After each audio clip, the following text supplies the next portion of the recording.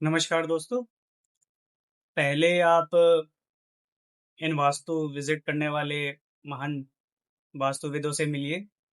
आप इनकी वीडियो देखिए, फिर आगे चर्चा करते हैं। हम आए इनके घर में, तो कुंडली से तो हम इनकी समस्या को देख ही रहे थे। जो इनको प्रॉब्लम आ रही है वो मियाँ और बीवी के रिलेशन को लेकर के आ रही है, जिसमें परिवार के सुख को हम लेते हैं। अभी जब हमने इनका मंदिर देखा तो मंदिर में भी राम दरबार है और शिव परिवार भी है। तो राम दरबार और शिव परिवार रखने से कभी भी आपको परिवार का सुख नहीं मिलेगा। तो दोस्तों, जैसे आपने इनकी महान वास्तु शास्त्री की वीडियो आपने देख ही ली होंगी। इनके हिसाब से घर में राम दरबार और शिव दरबार नहीं होना चाहिए। अब इनसे पूछा जाए क्यों नहीं होना चाहिए, तो इनका मानना ये है कि राम जी की शादी अच्छी नहीं चली थी, इस वजह से घर में राम दरबार नहीं होना चाहिए, क्योंकि इससे घर में आपसी मतभेद रहते हैं और तलाक होता है। अब देखिए, मैंने रामायण तो पढ़ी है, मैंने तो ऐसा कहीं नहीं पढ़ा कि राम जी का तलाक हुआ था। अगर इन्होंने पढ़ा हो वो बता सकते हैं। देखिए, अगर इनका मानना केवल यही है कि शादी साथ में रहने को ही शादी बोला जाता है, कि ऐसा नहीं होता है। देखिए, उनमें आपस में प्यार था, राम जी में, सीता जी में, उसी को शादी बोला जाता है। ये आजकल की शादियां कोई शादियां हैं कि रील्स में बहुत अच्छा चल रहा है सब कुछ, और रियल में आप जानते ही क्या हो रहा है। 2 साल भी शादी टिकना मुश्किल हो रही है लोगों की। और जैसी शादी होती है, आप देखिए क्या धूमधाम से, धूम धड़ाके से शादियां हो रही हैं लोगों की। मतलब इतना शायद पूरे जीवन में उन्होंने कमाया ना हो, उनके माँ बाप ने, इतना वो उड़ाया जा रहा है शादियों में। जयमाला जो हो रही है, वो देखिए, कम से कम 2.5-3 लाख रुपए की तो जयमाला करवा रहे हैं लोग अपनी। घूमने वाले रथ बन रहे हैं, उस पे जयमाला हो रही है। पर उसमें भी अगर देखा जाए, तो जो सॉन्ग पीछे बजाया जाता है, तो वो भी ये बजाया जाता है, राम राम जय राजा राम, राम राम जय सीता राम। देखिए, वो एक आदर्श जोड़ी है। अगर इनके मानने में वो ऐसा है कि भाई उनको घर में रखने से, उन राम दरबार को रखने से किसी का तलाक हो जाए, तो जी ऐसा तो हमें तो पता नहीं। बहुत लोगों के घर में हमने, बहुत अच्छे समृद्ध घरों में भी देखा है कि राम दरबार भी है और शिव दरबार भी है। देखिए, राम दरबार में है क्या, राम जी हैं, सीता जी हैं, उनके भाई हैं और एक हनुमान जी हैं। तो हम लोग जो प्रतीक रखते हैं, वो इसलिए रखते हैं कि उन्हें देख के हम भी उनके जैसे ही बने, जो उन्होंने किया है वो हम भी करें। ठीक है। आजकल के लोगों के लिए परिवार कौन हो गए, बस बीवी बच्चे। राम दरबार क्या बताता है? परिवार होता है अपने भाई, अपने बहन, अपने सखा और अपने बीवी बच्चे। इसको परिवार बोला जाता है। परिवार इतना ही सीमित नहीं होता कि बस मेरी वाइफ और मेरे बच्चे। अब देखिए, उसमें भी जो राम जी हैं, वो मर्यादा, जिम्मेदारी और धर्म के प्रतीक थे। उनको मर्यादा पुरुषोत्तम ही बोला जाता है। कोई इतने लंबे समय तक इस जीवन में, आप देखिए क्या कल्चर आ गया है। 9-10th के बच्चों का तो गर्लफ्रेंड बॉयफ्रेंड है। बताइए, कौन बॉयफ्रेंड था जी राम जी का या सीता जी का, कौन गर्लफ्रेंड बॉयफ्रेंड थे उनके? हमने नहीं देखा, इसीलिए उनको मर्यादा पुरुषोत्तम बोला जाता है।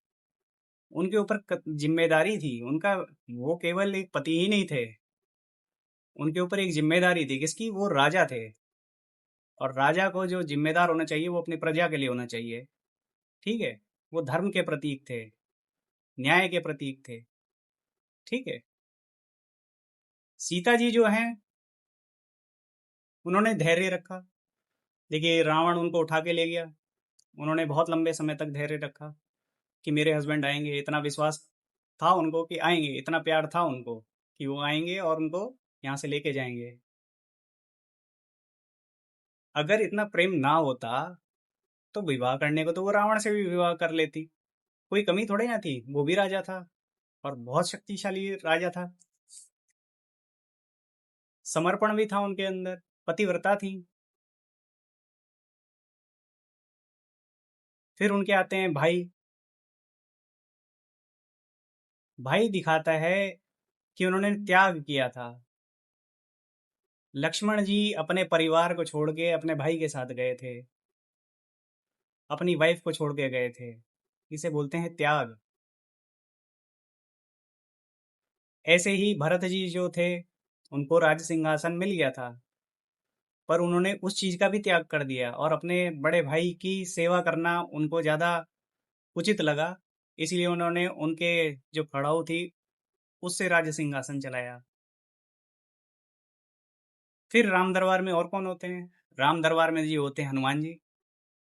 भक्ति का प्रतीक है, वो भी त्याग और निष्ठा का प्रतीक है।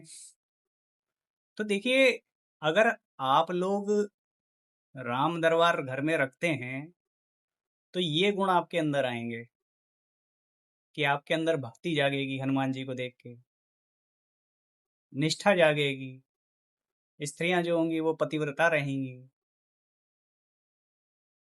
भले ही कितना डिस्टेंस हो, प्रेम होना चाहिए।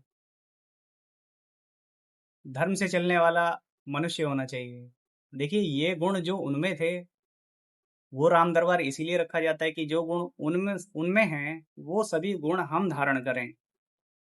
इसीलिए अगर वास्तव में अगर आपने थोड़ा बहुत अगर वीडियोस अगर आप देखते भी होंगे, मेरी ही नहीं किसी और की भी देखते होंगे, तो हिंसक जानवरों का फोटो या पिक्चर्स या फोटो फ्रेम्स वगैरह मना की जाती हैं। डूबते हुए जहाज की फोटो फ्रेम्स मना की जाती हैं। क्यों मना की जाती हैं? देखिए, हिंसक जानवर है तो वो आपके अंदर हिंसा पैदा करेगा। आप दिन रात उनको देखेंगे तो वो हिंसा पैदा करेगा। ठीक है।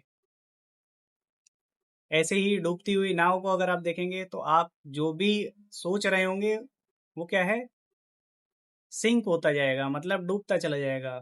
आपके अंदर ऑटोमेटिकली ऐसे विचार आने शुरू हो जाएंगे। तो राम दरबार से मुझे तो नहीं लगता जी ऐसा कहीं कोई ऐसा गलत विचार या धारणा दिखाई दे रही है कि भाई आपका कल्याण ना हो के आपका दुर्गति हो जाए। देखिए, कल्याण ही होगा। देखिए, राम तो खुद कल्याण के कारक हैं। और ऐसे ही इन्होंने शिव जी को बोल दिया कि शिव जी का परिवार है उस, और शिव दरबार भी नहीं होना चाहिए। देखिए, शिव दरबार अगर आपने देखा होगा तो भगवान शिव, पार्वती, कुमार कार्तिकेय और गणेश जी का होता है। और उनके वाहन भी होते हैं। जरूरी नहीं है कि उस दरबार में वाहन हो, चलिए एक बार को मान लेते हैं। तो शिव दरबार क्या दिखाता है अब हमें? शिव दरबार दिखाता है, पहले अब हम उनके वाहनों की बात ही ले लेते हैं पहले।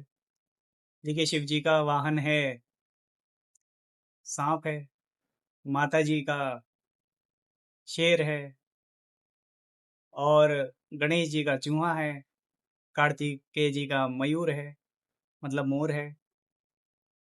अब ये चारों आपस में वैरी हैं, पर फिर भी एक साथ हैं। और इससे ऊपर की परिवार की परिभाषा क्या हो सकती है जी?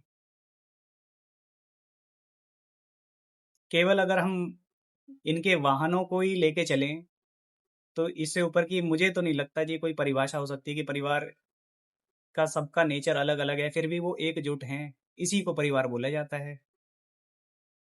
दूसरी बात, इन्होंने कहा कि अकेले शिव को रखना चाहिए या अकेले राम को रखना चाहिए। देखिए, अकेले जो शिव होते हैं वो घर में नहीं रखने चाहिए। क्यों नहीं रखने चाहिए? देखिए, जिन लोगों ने भी थोड़ा शिव महापुराण वगैरह थोड़ा सा भी पढ़ा होगा उनको पता होगा कि भगवान शिव जो होते हैं वो हमेशा तपस्या में लीन रहते हैं। ठीक है, कि भगवान शिव तपस्या में लीन रहते हैं और भगवान शिव वैराग के कारक हैं। तो जो लोग भी अकेले शिव को रखते हैं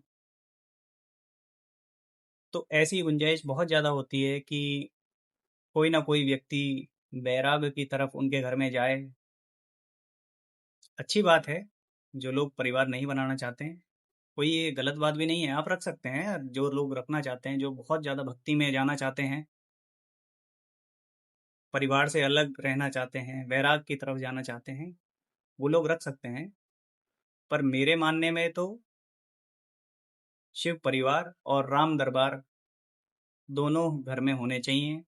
शिव शिव तो कल्याण है, उनका नाम ही कल्याण है।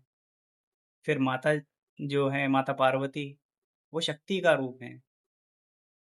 तो उनको देख के जो घर की स्त्रियां हैं वो ऊर्जावान बनेंगी। कुमार कार्तिकेय जो हैं वो अति बलशाली हैं। वो जो हैं देवताओं के सेनापति हैं। ठीक है, ऊर्जा के प्रतीक हैं। सेम जैसे राम दरबार में हनुमान जी ताकत और ऊर्जा का प्रतीक हैं, ऐसे ही शिव परिवार में कुमार कार्तिकेय जी हैं।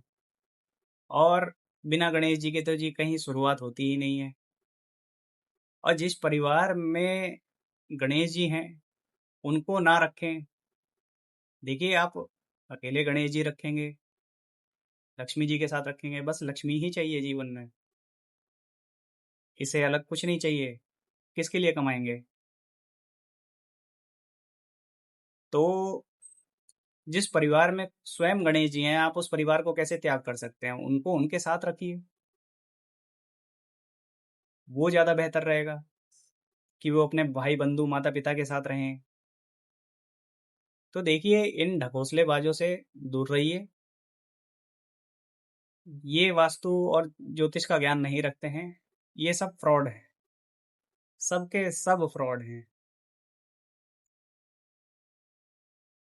जैसे हर पेशे में आपको आदमी मिलेंगे कि ना तो आपको हर पुलिस वाला ईमानदार मिलेगा, ना हर वकील अच्छा मिलेगा, ना हर डॉक्टर अच्छा मिलेगा। ऐसे ही आप ये समझ सकते हैं कि ना तो आपको जल्दी अच्छा वास्तुविद मिलेगा, ना ही ज्योतिषी मिलेगा। बहुत कम लोग हैं, देखिए किसी भी आप पेशे में जाइए, सब जगह बेईमान भरे पड़े हैं। मुश्किल से मुश्किल 1 या 2% ही लोग जो ईमानदारी से काम करते हैं, अच्छे से काम करते हैं, वो 1 या 2 ही % होते हैं। आप उन लोगों को ढूंढिए, आप उनसे संपर्क करिए। ऐसे लोगों से थोड़ा सा दूरी बना के रखिए तो वो ज़्यादा अच्छा रहेगा। बाकी आपको हमारा चैनल अच्छा लगता है तो लाइक एंड सब्सक्राइब करें। धन्यवाद।